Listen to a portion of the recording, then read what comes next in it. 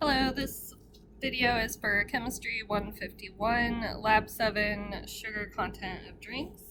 I'm going to briefly go over the introduction and then we'll get started.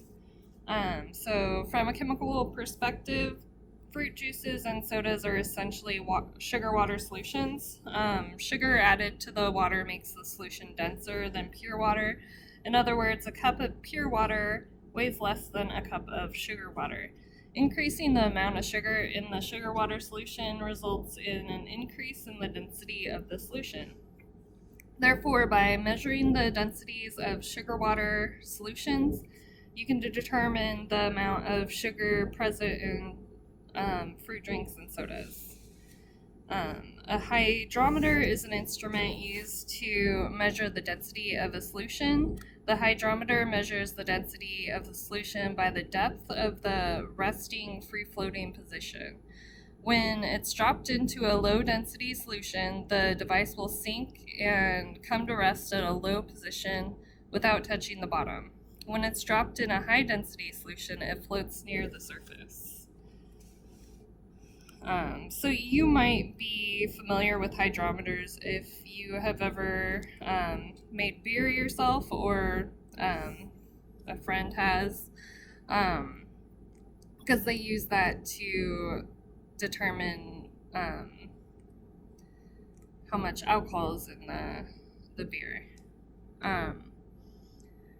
The scales of most hydrometers are marked to measure the specific gravity of the liquid being measured. Specific gravity is a dimensionless, which means without units, quantity defined as the density of the liquid being measured divided by the density of water. So it shows that equation there. So in this lab, you will determine the approximate sugar content of various fruit drinks and sodas. To accomplish this, you will use your hydrometer to first measure the specific gravities of a set of sucrose solutions of known concentration. These measurements will be used to create a calibration curve by plotting the specific gravity versus the concentration of sugar. You'll then match the specific gravities of the fruit drinks or sodas to the concentration of sugar using the calibration curve. There are a variety of units in which you can measure concentration. Percent by weight or percent by mass are two units of concentration commonly used for household items. To practice using moles, the measure of concentration we're going to use is moles per liter, which later you'll find out is called molarity. This is also most common measure of concentration used by chemists. The reference solutions we are going to make will use table sugar, and table sugar is almost pure sucrose. And then, so figure 2 shows the structure of sucrose. A sucrose molecule is made from a glucose molecule bonded to a fructose molecule. This means our concentrations will be molecules of sucrose per liter.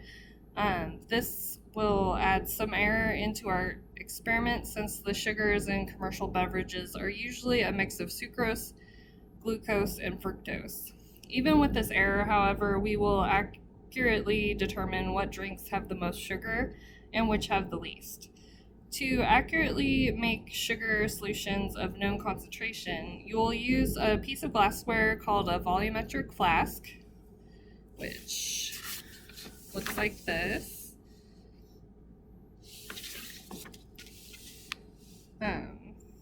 Volumetric flasks are designed to measure a single volume very accurately. This volume is marked by a single line on the neck of the flask.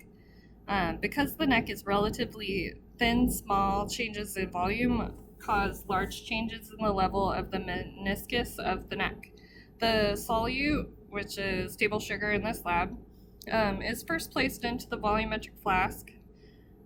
Solvent, which for this lab is water, is then added up to the mark of the neck. More complete directions for use of a volumetric flask are given in the lab procedure. While you made a graph by hand in Lab 5, today you will make a graph using Excel. All the principles you learned in Lab 5 will be applied to this lab. Using the computer to make the graph will improve legibility and accuracy of the best fit line. Additionally, once you're accustomed to the software, making graphs becomes much faster.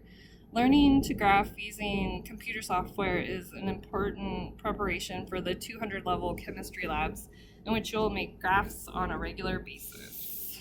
And then it goes over safety. You'll want to wear goggles and wash your hands after the lab. But we're just working with sugars, so that can go down the sink.